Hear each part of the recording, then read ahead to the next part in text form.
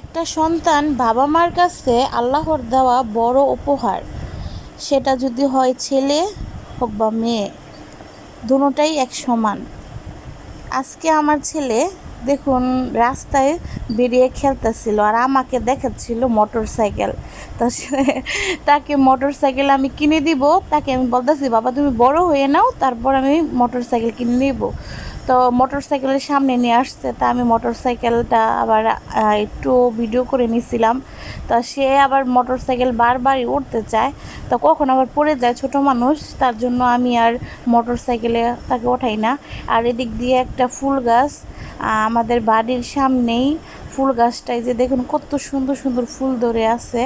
এই ফুল গাছটার নাম কি আমি জানি না, যারা জানেন তারা কমেন্ট করে জানাবেন। আর আমার ছেলে প্রতিদিন এখান থেকে একটা করে ফুল নিয়ে আমার কাছে আসে, ওরে কানে দিয়ে দিতাম, মেয়েদের মতো কানে পড়বেও।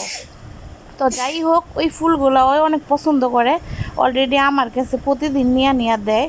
তো ফুলগুলোর নামও আমি জানি না, গাছটা কি ফুল গাছ সেটাও জানি না। তো এই প্রায় সময় এই যে এখানে এসে পরে আমি যখন রান্নাবাড়ি করি, এখানে এসে এসে এরকম দুষ্টুমি করে বাচ্চাদের সাথে। তা আমি আবার বলি যে বাবা ওদিকে যায় না, ওদিকে পুকুর আছে, পুকুরে পড়ে যাবা। তো কে শুনে কার কথা। তো এখানে একটা আন্টি আছে, ওই আন্টি আবার ধমকিয়ে ওরে পাঠায় দেয়। তা যাই হোক, বিকালবেলা নাস্তা হিসেবে আপনাদের ভাইয়া অনেক দিন পরে এই ভাজা পুরিটা নিয়ে আসছে। তো আমি এখন আর ভাজা পুরি খাই না, খেতে তেমন একটা ভাল লাগে না, কিন্তু হঠাৎ নিয়ে আসছে তাই খাওয়া। আর এই যে দেখুন পুরি নিয়ে আসছে, বেগুনি নিয়ে আসছে, তারপর আলুর চপ নিয়ে আসছে, আর একটা সমোসা নিয়ে আসছে। তো এগুলো আমি সবই পছন্দ করতাম এক সময় অনেকটা, কিন্তু এখন আমার আর এগুলো ভাল লাগে না। কিন্তু সিঙ্গারাটা খুব মিস করি, সিঙ্গারাটা আমি খাই, আমার ভাল লাগে। আমি প্রায় সময় সিঙ্গারাটা নিজে বানিয়ে খাই। আপনাদের ভাইয়া আমার হাতের সিঙ্গারা অনেক পছন্দ করে, বলে যে দোকানের সিঙ্গারার চেয়ে তোমার সিঙ্গারাটা খুবই মজা হয়।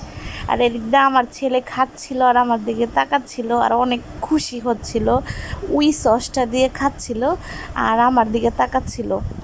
তো যাই হোক, ছেলেটা অনেক পছন্দ করছে, কিন্তু আমার ভাল লাগে না ওই সসটা, কিন্তু ছেলেটা ভাল লাগতেছে, ছেলেটা খাচ্ছে।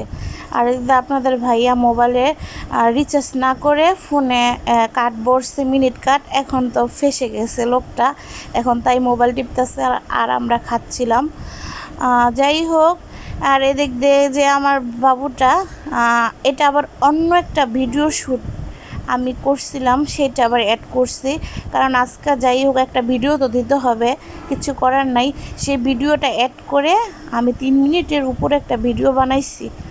তো এই যে আমার আম্মু আমার বাবুকে কোলে নিয়ে চিপ খাওয়াচ্ছিল আর খাচ্ছিল দুজনে মিলেমিশে।